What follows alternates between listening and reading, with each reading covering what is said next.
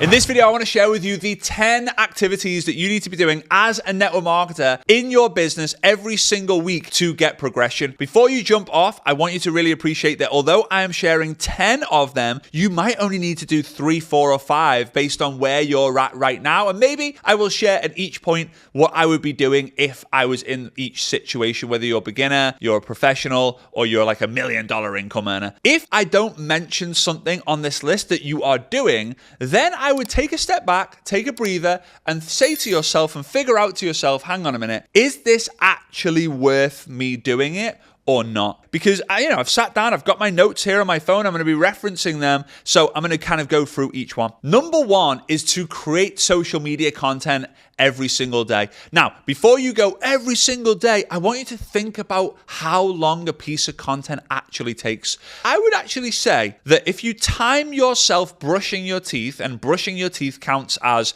top and bottom, front, top, and back, right? So there's technically 6 parts of the teeth that you're brushing, like this bit, this bit, this bit, and the other side, right? How long does that actually take? 3 minutes? 4 minutes? For those of you who are brushing your teeth in 30 seconds, I don't want to smell your breath, right? Not that we're going to get into a situation where I'm going to smell your breath, but it takes like 3 to 5 minutes. When you create content, it's not far off the same. Not every piece of content needs to be a Steven Spielberg production. It can just literally be like a photo with a little caption, right? It could be a few photos with a small caption. It could be 5 photos with a long caption. It could be a reel when you're walking the dog and just sharing a 90-second thought or a 30-second thought or a 17-second thought. It doesn't have to be crazy. So you build content to build trust and allow it to be a subtle follow-up, right? And the content needs to be around one interest. I've been sharing this message recently about stop focusing on building personal brands and start focusing on building an interest brand. That gives you the permission to understand that you can build it whether your face is in the video or not, right? You can build an interest brand without your face. It can be quotes,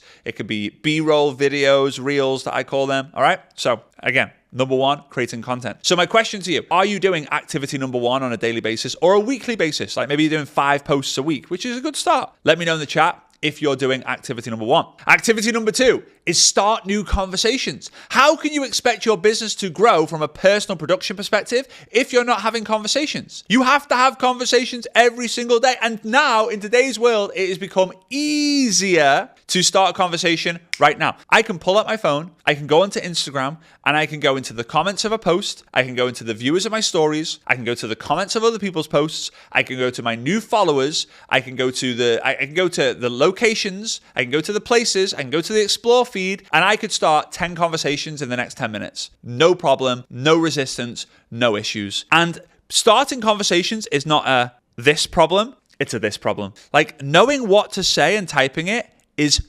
so easy. I have 1,000 videos and 1,000 podcasts on this topic, right? It's not difficult, but you'll get stopped here. It's a mindset game. And if you're not doing the conversations, you're technically procrastinating because you're saying, I don't want to do them full stop. You're probably saying, oh, I'll do them tomorrow, or I'll start on Monday, or the new year is so close now, I'll just start in the new year. So you're procrastinating, and procrastination is a symptom of anxiety. So what are you anxious about? Get a piece of paper and a pen, get the notes section of your phone, and just start writing out what you're anxious about. Solve that, you'll solve this, you'll have no problems with this. Let me know. Are you doing activity number 2? Are you messaging new people at least every single week, even though it should be a daily activity? Let me know in the comments. Number 3, new invitations. This is kind of progressing nicely, right? You can probably see this is turning into a little bit of a journey. Number 3 is new invitations. You have to invite to win the fight. I often think of the analogy that I come up with when I watch the movie Gladiator, right? That great movie by Russell Crowe. I think it's like 25 years old now. Absolutely crazy. What a legendary movie that is. But when you walk into the Colosseum, you're going into the Colosseum as a gladiator with the idea that you are fighting for your freedom. And everyone in the Colosseum is cheering you on. They want to see you win. They want blood. They want to see this spectacle. And there are 3, 4, 5 people in there who are biting their nails and they're like, no, run, you're going to lose. And it's crazy because those 3, 4, 5 people are always your family and friends. And I often say that your friends and family won't celebrate you until they see strangers celebrate you. They won't support you until they see strangers celebrate you. Crazy how it works. So in order for you to fight for your freedom, you have to invite for your freedom. And guess what? You're going to get hurt. You're going to get cuts. You're going to get bruises. You're going to get scars. But no one who has their freedom has not got a scar to show for it. Everyone has got their battle wounds. So you have to be prepared that when you invite, people are going to reject you. And the biggest rejection you're going to get now are the ghosts, right? The people who see your message and ignore you. The people who say, yeah, sure, I'll take some information, and then don't reply to you anymore. That's okay. So if you're creating content every day and you're starting new conversations every day, but you're not moving your business forward, well, now you need to send invitations every day, right? Remember, you will not win the fight for your freedom until you invite every single day. Let me know down below, are you inviting at least one person every single day in your business? And if not, why aren't you? Number 4, the follow-up. I like to call it continuations. Why? Because I know you've heard this before. The fortune is in the follow-up. And I believe that saying is not exactly true, because it's not follow up once and you'll win. It's the fortune's in the follow-ups.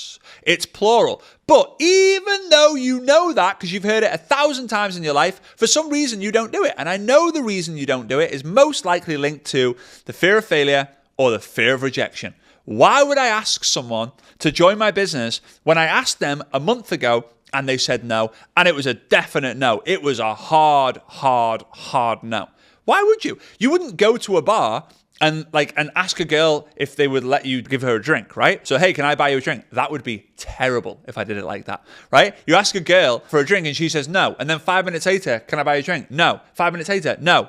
After the second or third attempt, you are just leaving it. No matter how much you like her, she is going to throw her drink that she already has from another guy in your face, right? You just would rather not have the embarrassment. So most people don't do it. So the key is, don't follow up on something logical, follow up on something emotional. Logical is following up on the presentation, the information. Emotional is following up on something that they've said, the reason why they are interested. Get really good at finding what would emotionally trigger someone. And if you struggle with that, figure out what would emotionally trigger you. You look at a presentation, what got you excited? The money? Why? So that you could quit your job? Why? So that you could work for yourself at home? Why? So that you could binge watching Netflix all day? Why? So that you could live life on your terms? Why? So you could travel the world? Why? Okay, that's what we need to follow up with. Hey, last time we spoke, you mentioned that you want to travel the world. What are the top 3 countries right now?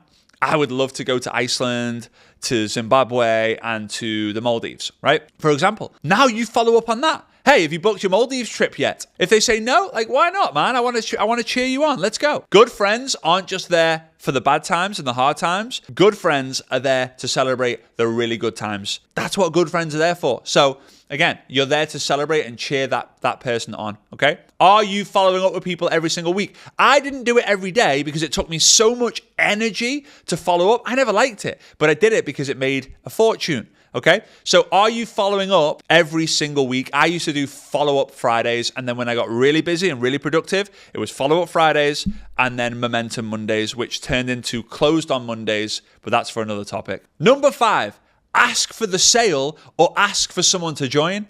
You got to start closing with confidence. People out there, they're so afraid of closing, and I was too, and it's because of 2 things. Number 1, I wasn't qualifying hard enough. The harder you qualify, the easier the close. If I take the time to qualify you, meaning you said, yes, I would like more information, bang, that's when the qualification starts. Why do you want more information? Because boom, boom, boom, boom, boom, boom, boom, boom, boom. Now, I then close on what they said in the qualification. I don't close on the presentation. I close on what they said in the qualification. The second reason why I sucked at closing and I didn't want to ask for the close, I didn't want to ask for the sale, was because I didn't have a level of certainty that I really needed. I was 99% certain. Just like if you went home to your wife or your partner right now and she said, am I the woman of your dreams? And you said, I'm 99% sure that you're the woman of my dreams. She is packing your bag and throwing you out of the house because she doesn't want the 99%. She wants the additional 1%. She wants 100% certainty that she is the woman of your dreams. Not, maybe. Because every time you walk down the street and someone walks past, she nudges you and says, is that the woman of your dreams? And you're like, what? You can't do anything right. You need certainty and you need to qualify. So how are you doing? Are you closing people every single week? Maybe you don't know what to say. You don't know what to do. You're not qualifying. You're not certain, or you're scared. You're not doing it, or you don't have enough people to close. Maybe that's one. Maybe it's not a quality game. It's a quantity game. And you can fix quality with skill. You can fix quantity by doing more of this. And if you're not doing any of this, you need to figure out what's going on here. And usually that's procrastination. Find the symptoms, write them down, conquer them. One at a time. So, are you closing people every week inside of your business from a customer perspective or a team member perspective? Let me know. All right, number 6, train your team. Now, I'll tell you from experience, I enjoyed training and coaching my team more than I did bringing new people on. Now, I got more energy from bringing more people on. I often say that building new lines and new teams is energy, but maintaining the current team is fatigue. Now, if you're someone out there who feels burnt out, frustrated, stuck, then it's probably because you're maintaining your current team and you're not bringing in any new team, because the new blood is the lifeblood. The new blood in the business is what gets you so fired up and so excited. So, just a little word of warning there. When it comes to training your team, like, what are you actually training them on? Because a lot of people, they do a weekly call every Monday or every Tuesday, and on those calls, they train something new. Like maybe it's a book that they read and they talk about the book. Maybe it's an event that they went to and they talk about the event. Maybe it's a mentor they spoke to and they talk about that conversation. Maybe it's the basics. Maybe it's leadership. Maybe it's duplication. When you're training your team, you only need to train on one thing, the basics. What are the absolute basics for them to make sales or them to recruit people? And if it's to recruit people, you need to then teach the basics to recruit people to then make sales, because you're building an organization, but the only thing that really matters with the organization is the volume. The size of the organization is irrelevant. If someone says to me, I've got 125,000 team members, I go, great, what's the volume? Because you can have an organization that does 1 million volume points with 1,000 team members. You can have an organization that does 1 million points with 10,000 team members. You can have an organization that does 1 million points with 100,000 team members. Which is better? The one that does 1 million volume points with 1,000 team members. Why? Because they're more productive. They're probably more skilled. It's also way less headache. Every single day or every single week, you need to be training your team, whether it's from a group perspective or a one-on-one perspective. But you need to understand what you're actually training them on. If it's a group perspective, you train them on the basics. If it's an individual, you train them on their challenges. So it's either the basics or the challenges. Don't overcomplicate it. You don't need to. So let me know. Are you constantly and consistently training your team every week or every day inside of your network marketing business? It's important for duplication. Number 7, promoting or plugging people into events. Now, these events can be online, they can be in person, offline, like that's completely up to you. But this was my biggest struggle with promotion. And if you speak to my dad, right? My dad is my mentor. He was my upline. He made $15 million in the network marketing space, was one of the top 100 income earners of all time in network marketing. He said to me when I went generic, meaning that I'm not tied to any company, I help all companies now. I'm very privileged to have worked with almost all of the billion-dollar companies. In pretty much every billion-dollar company in network marketing, I've had some role with in terms of company level or like leadership level, which has been amazing. But he used to say to me, Frazer, your biggest challenge when you do this generic business is going to be promotion, because you could promote, but you weren't that great at it. And I would agree. And here was when I kind of journaled and really had a meeting with myself about why I was not so great at promoting. It was because I didn't feel that I was getting paid from it. Let me kind of explain this a little bit more. If I got a team member, Bob, right? And I got Bob to pay $200 to buy like more product, I would get paid. And I would get paid a decent amount. And then if I got Bob to get Mary, his team member, to pay $200 for some more product, then he would make more money and I would make more money. Like that's what I wanted. That's how like I wanted the team to spend their money. When it came to events and the event ticket was $200 and I knew that they had to drive there, they had to have the hotel, they had to have their food, they had to have an excuse or a reason for that to spend time away from their family, I thought, well, hang on a minute. I don't make any money from this. They're spending $200, $300, now $500, maybe $1,000 to come to the event and I'm not getting any benefit from it whatsoever in terms of initial financial gain. And that's because I was so transactional focused. I then switched maybe 3 or 4 years after into a transformational switch.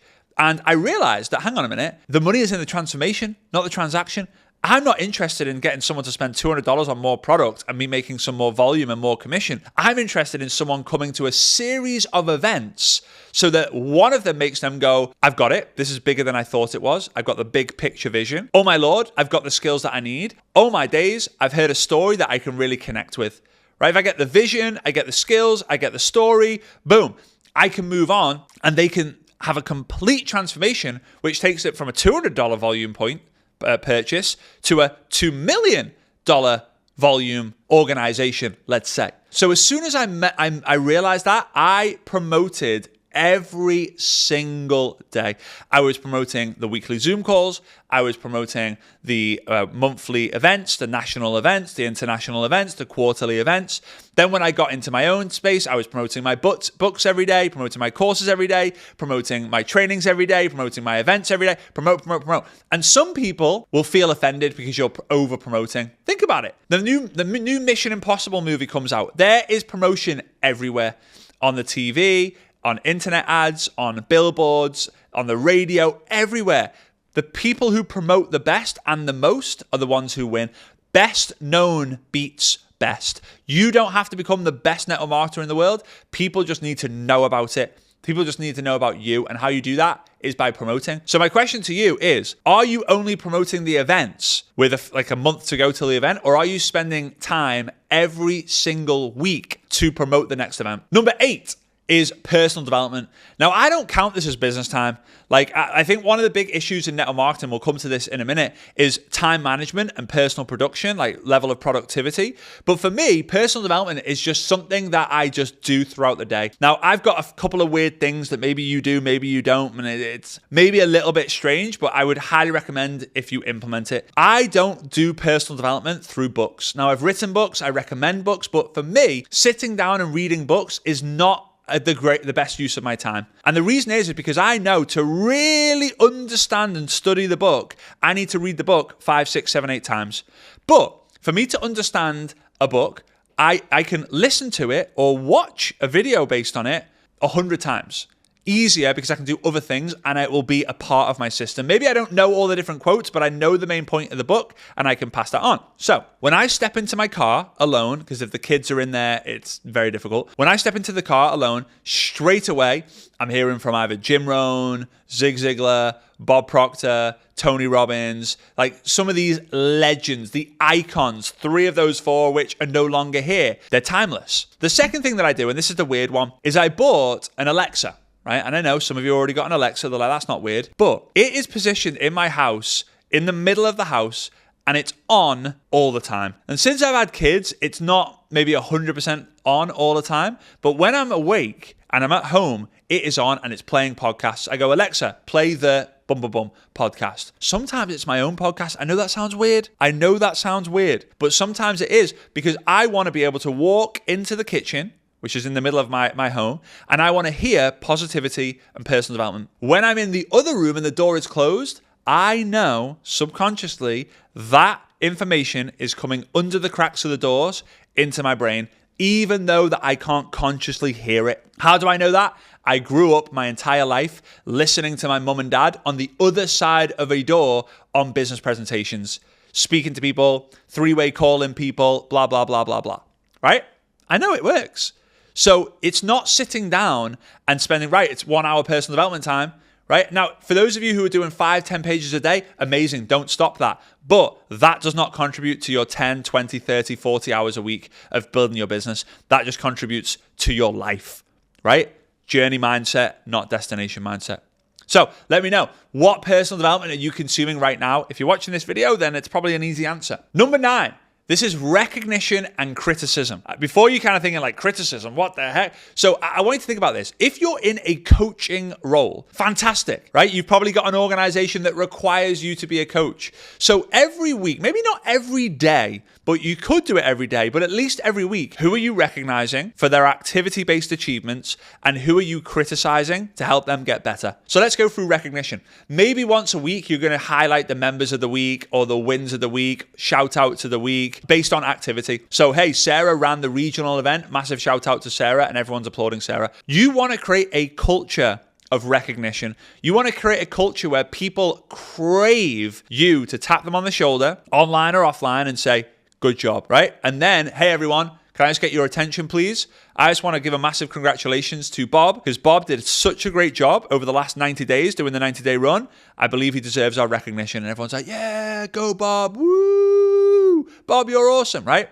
It's important. Criticism. There's a process called kiss, slap, kiss, right? This is where you give someone a compliment, then you give them some criticism or feedback, that's the slap, and then you give them another compliment. So they enter the conversation on a high, they leave the conversation on a high. And for those of them who are prepared to take the criticism and feedback on board and they're excited about it, they grow. I'll tell you a story. My dad, he's been tremendously successful in network marketing. He was my mentor, my upline, everything that I get and I passed on. So the millions of people who have learned indirectly from my trainings and the nearly 400,000 people who have learned directly from my trainings, it's all come through my dad. Now, the social media stuff is mine, but it's still the fundamentals and the foundation of my dad. My dad, I would say, is the Simon Cowell of network marketing. My dad's name is Simon, but he's like the Simon Cowell. You either love him or you hate him. I said to my dad, like, Dad, why do people love you? Why do they hate you? And he gave me a really interesting exercise. He said, right, I'm going to write down like 10 people on a list. 5 of them hate me. 5 of them love me. He actually gave me more than 10, but we'll stick with 10 for the benefit of this story. 5 hate me, 5 love me. He said, contact all of them by text, by phone, speak to them in person, whatever, and ask them why. Now, they hated him, but like they still were a part of like our village, so we still bumped into them and they just avoided talking about the business. I went to these 5 people who didn't like him and said, I cannot stand your dad. I know he's your dad. I know you love him, but like he just drives me crazy. And I was like, okay. And I would speak to them, and they had this deep dislike, this deep hatred. And I realized that all the people who hated my dad all lost in life. They were all failures. They tried the business for a week, for a month, for a year. My dad told them exactly what to do. They didn't do it. And instead of accepting, I'm not doing what I should do and build the business to a level they should, they just decided to avoid it, leave it, flight away from it, escape it, and blame my dad. I always say that blame is a word, blah, blah, me. B-L-A, blah, blah, blah, me, M-E, right? So people prefer to blame someone else instead of taking full responsibility, which is, by the way, a level of maturity that leaders need, right? Taking full responsibility. You can't expect the credibility if you don't take the responsibility. So the 5 people who had success, I called them up and we had a much longer conversation. Frazer, you have no idea what your dad's done for me. You have no idea how much respect and love and admiration I have for your dad. If it wasn't for your dad, this thing wouldn't have happened. And I went to my dad and I told him, and he's holding back the tears, and I'm holding back the tears as well because I was so proud of him. And I realized that every single person who loved my dad had massive success. So here's the question to you. Are you happy and are you okay with having a small number of people love you, respect you, and admire you because you told them the truth and what they needed to hear? But are you okay with that if you have a bigger group of people who will despise you, dislike you, hate you because you told them what they needed to hear and they didn't accept it and they decided to blame you and escape instead? If you're happy with the loving for the big hating, then you're going to be wildly successful in network marketing because you will take criticism on board. If you are not happy with that, you'll become your own worst enemy and probably not be in the network marketing space for a few years' time. And that's fine. There are people who love me because I've helped them, a lot of people. And there are people who don't like me because I am the face of network marketing that every time they see, they go, oh, those pyramid things don't work. Scammer, schemer, because they didn't take the feedback on board. Last one, number 10. Number 10 is track your numbers. If you are not already doing this, you are missing a big trick. And if you don't already know, I have a software called SAGA. You can go to the link down below in the comments, in the description down below, and you can get a free 7-day trial to start with SAGA. Now, people don't get success in their network marketing business because they don't treat it like a business. They want a business income, but they don't treat it like a business. They treat it like a hobby instead. And that's a big problem. It's a real big problem in network marketing. And most people just don't have a system. So they use sticky notes. They use Trello, they use pen and paper, and they've got a mess all over their desk. They use Google Sheets, they use Microsoft Excel, they use different apps. If you want to take your business seriously and you want the best tool for you to be able to track your business, then use SAGA. Again, I'll leave the link in the description so you can get a free 7-day trial. But what it does is you import all your contacts, and then it will tell you using AI, hey, you need to speak to this contact. This is what you should say. Copy this script, send it in the messenger. Then it knows that you've copied and pasted that script. So then it says, hey, now you need to invite them. So then you invite them. And then it says, this is what you need to send them. You need to send them this video. And in Saga, you get trackable links. So it will have a presentation, which is tracked to you. So when they click on it, you know that they've clicked it.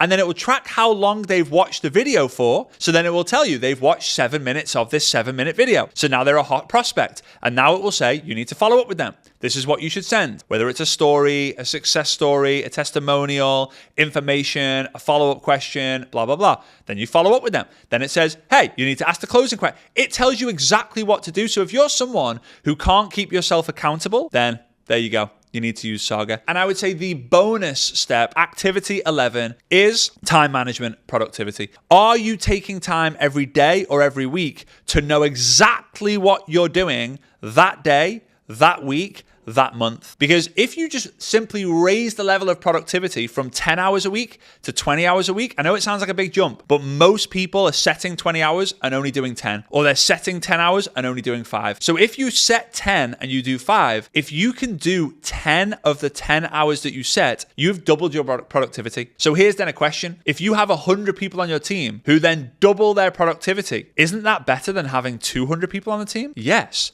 Because the smaller number of people you have on your team, the less headache, the less drama, the less politics. Yes, your events won't look as good, and it's great to have a big number of team members and a high production, but a lot of people are trying to focus on bringing people into a bucket that has holes in them by bringing in new people, whereas if you fill the holes in the bucket, your team will be more productive. If they're more productive, the bucket of water will fill bigger, and then you can work on building a bigger bucket. Those are not 10 activities. Those are 11 activities that you need to be doing every day or every week to move your business forward. Pick 3 of them and do them every single day for the next 10 days, and then reassess the situation.